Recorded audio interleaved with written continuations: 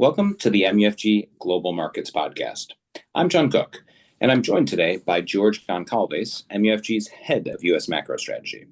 It's Tuesday, June 17th, 2025. Welcome back to the podcast, George. Great to be on. Great to be on remotely with you.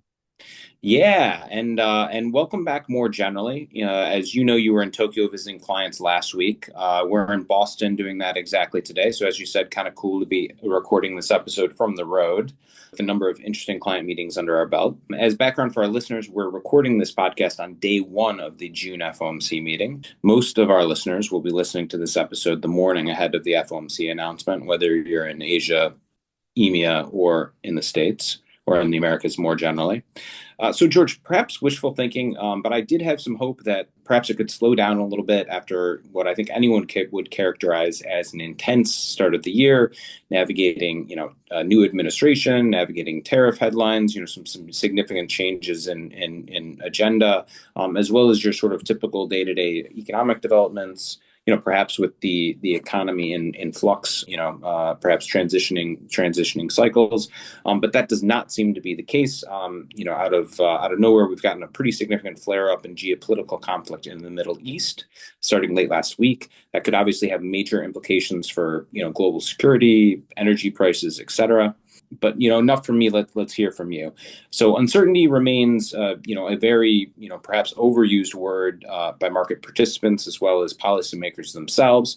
But a lot has happened since our last episode, which I believe was a couple weeks ago, especially on the U.S. fundamentals front. Take our listeners through that. Absolutely. And I think, even though uncertainty might be overplayed or used, I should say, it is the appropriate word because, it's really what we're dealing with. We're dealing with uncertainty in terms of the macro backdrop, global macro geopolitics, in the U.S. specifically, what's going on with the big, beautiful bill or, fiscal policy, more broadly speaking. And trade policy and tariffs, all of that in and of, any one of those individual line items would be a major endeavor in times past, and it's all happening basically at once. Trying to make sense of all that is complicated, and I do think it results in a world of like lower conviction, less activity, and sometimes more volatile swings in either directions. But having said all that, we've been really stuck in a range, right? Like we haven't seen markets really break out in one way or the other. Seems pretty volatile day to day, but not really making much progress. Specific to the U.S. macro front, which I think at least lays the foundation of how to think through what may come next, especially for the Fed, because all throughout that opening, we haven't really mentioned the Fed, and other than the fact that they're meeting, which we'll get to our Fed preview in a second. But the fundamentals matter still. We've been in a world where Q1 saw a lot of front loading and pulling forward of activity ahead of the tariffs. We've seen it in retail sales data continuing to kind of soften here. The consumer probably has bought what they need, and or companies have pulled forward unfinished goods to kind of get ahead of the tariffs. You're seeing some sort of price adjustments maybe coming from the exporting nations to at least keep market share. And you're also seeing profit margins maybe take a little bit of a hit here as companies want to also maintain market share and not fully pass on the cost to the consumer. And meanwhile, we've had 3 months in a row of very low inflation, and we actually had a back-to-back 0.1s on CPI and PPI, which will likely result in a very also low PCE, the Fed's measure of inflation.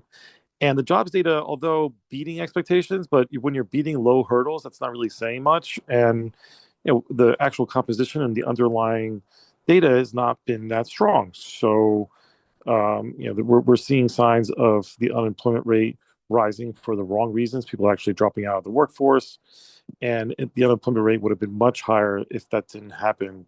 So I feel like we're in the conditions are way different than they were at the March Fed meeting, the May Fed meeting, and we're definitely in more of a deceleration mode.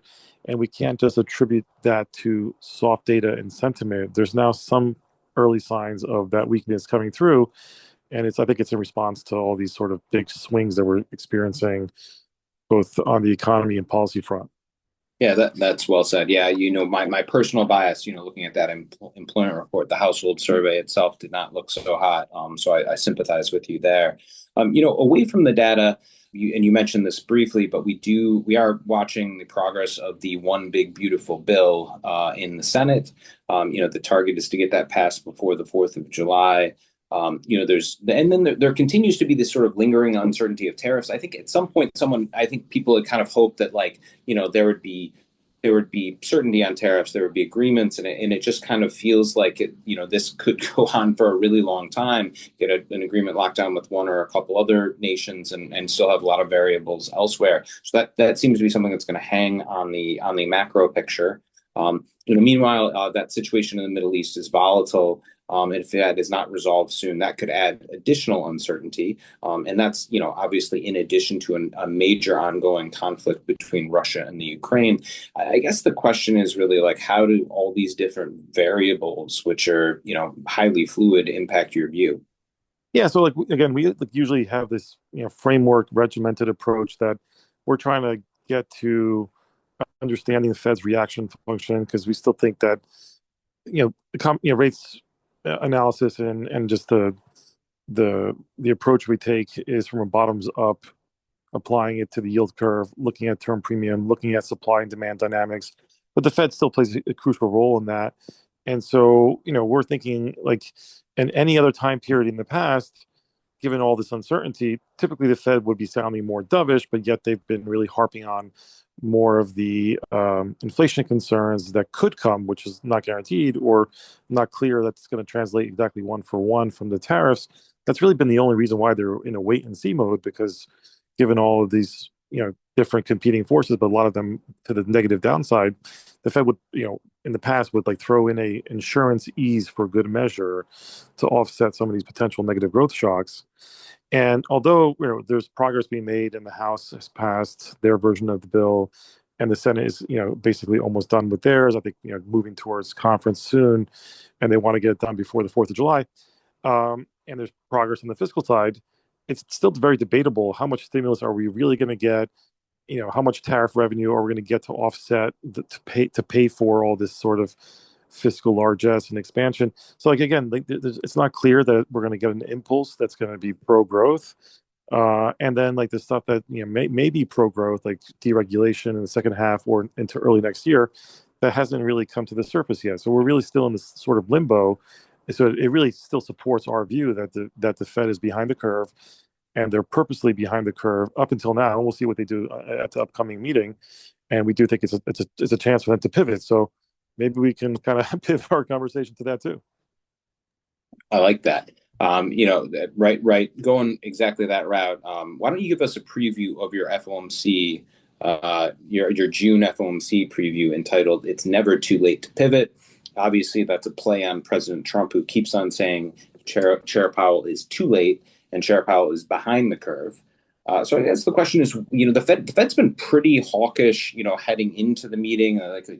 They've made it very clear that uncertainty has them on hold and kind of waiting. So I guess the question is, will the Fed continue to lean on the hawkish side as they did heading into blackout, and continue to be worried about inflation rather than worried about growth? Or will this meeting see the Fed pivot and set the markets up for summer rate cuts? Yeah, so typically we publish our piece, and hopefully everyone can take a look at it, and we have like our typical scenario assessment and probabilities assigned to hawkish, neutral, and dovish messages, and any sort of shades of gray along those lines. Our base case is that we expect more of a neutral stance, no major changes to. This is also a quarterly Fed meeting, so they give us their quarterly projections, their SEP, Summary of Economic Projections. So we'll get their rates kind of assessment. We're going to get their views on growth expectations, inflation expectations. I think given it's the middle of the year and there's all this uncertainty and no one really knows where we are in the cycle and things could go a lot of different ways, that it behooves the Fed to maintain what they've had for quite some time, which is 2 cuts for 2025. There's plenty of meetings still ahead of us where they can either execute on those 2 cuts. We think they should do more, but at a minimum, the 2. And if we're wrong and the economy were to accelerate from here, they have time over the course of the summer to kind of course correct as well. So like, why limit yourself? Because like the risk is that maybe they only go to suggesting one cut, which is exactly what they did last year. They, at the June 2024 meeting a year ago, they moved their forecast just for one cut that year, and they ended up delivering four, a total of 100 bips. I think that like there's no point in boxing yourself in. So staying flexible with the two cuts is our base case, and that Powell really doesn't want to rock the boat. Again, they lack clarity on so many fronts. So like, why would they want to move the market at this point when it's basically priced in for two cuts? Let's see how things unfold. That's probably like the best course of action for them to pick here at this point in time. I mean, like the risk to our views are that they do come out more hawkish because they are really worried about forward inflation, not just the fact that the inflation the disinflation that we went through, maybe that's in the rear view mirror and they don't think it's sustainable, and they're thinking inflation is going to accelerate from here because of consumer surveys, which again I think is a little bit disingenuous because they've been telling us ignore the surveys, but they're only focusing on the inflation part, but not the growth concerns from the surveys. But anyhow, I mean, my issue with that aside, if they were to like raise or reduce the amount of cuts this year and the dots were to consolidate higher, that would be a hawkish surprise. And I don't think that the market's ready for that. And that could send some pretty big shockwaves through the markets, both in rates, but also in risk markets, which are kind of teetering here a little bit. Like, although they're at the local highs, you could say, hey, look, equities have been climbing the wall of worry and they're not worried about anything.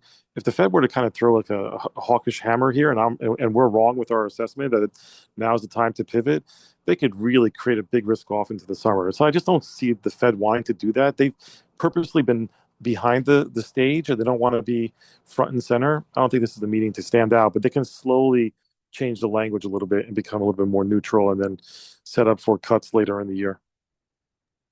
And what about like they in addition to their dots, they also have like economic forecasts. I think you made a point in one of our client meetings where like had the labor force not declined, the unemployment rate would already be at 4.4%. Maybe talk our listeners through their kind of labor market forecasts and what might to expect there, and maybe some of the growth for inflation forecasts. Yeah, I mean, look, if when they're doing their modeling, they have to be, and they claim to be data dependent. So if the facts have changed and the data is suggesting that the unemployment rate is actually higher than what is being, produced from just the mathematics of the ratios, like they know the underlying trends of the labor market is not really suggesting it's a 4.2 unemployment rate. It's more like a 4.4, 4.5. And if we were to see those sort of numbers, that's basically ahead of schedule for their own end of year targets happening towards the middle of the year, suggesting that there's more deterioration in the labor market than they first thought of. So if that's what they're coming up with, and they're also seeing slower growth, that would mean that they would have to change their rate forecast to be even more dovish, not the other way around. So I think that the key here is, like, I really hope that they're really not feeling pressured not to do the right thing, and therefore they actually stick to the model-based assessment of, like, if growth is weaker, if unemployment rate is coming in faster than you expected, that should mean you should start pivoting towards cuts sooner, not later.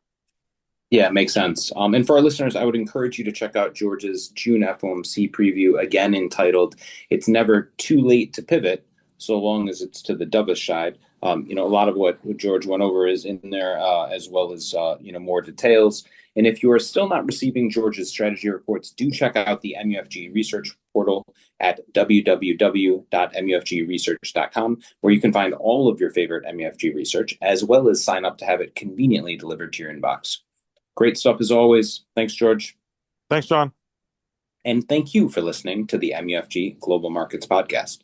Rate, review, and subscribe on Apple, Spotify, or wherever you get your podcasts. And reach out to your MUFG sales rep for any further information. Check back soon for more insights from the Global Markets Research Team.